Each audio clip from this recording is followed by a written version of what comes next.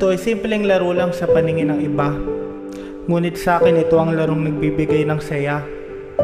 Sa larong ito, marami akong taong nakilala, nakasama, bumuo ng mga masasayang alaala. Sa larong ito hindi maiiwasan ang pisikalan dahil sa pustang nakataya. May nananalo, may natatalo, may mga diskusyonan na nauuwi sa tabla. May malas man o swerte, hindi na yon mahalaga. Dahil ang bawat laro ay may aral na dala-dala. Habang ang panahon ay tumatakbo, may mga bagay na unti-unti nang nagbabago. Ang dating nakasanayan ay unti-unti nang naglalaho. Ang mga dati mong kalaro ay may kanya-kanya ng buhay na inaasikaso.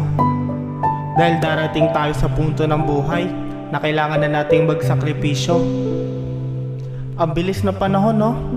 Di mo mamamalayan na yung dating larong pagalingan naging papawis na lang.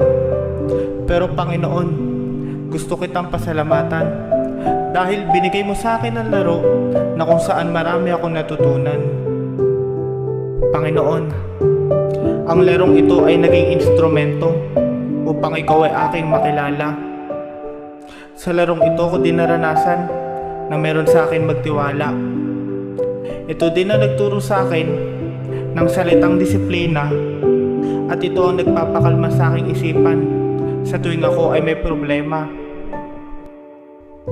Kahit gustuin natin, di na natin may babalik ang panahon na tayo ay masaya naglalaro mula umaga hanggang hapon.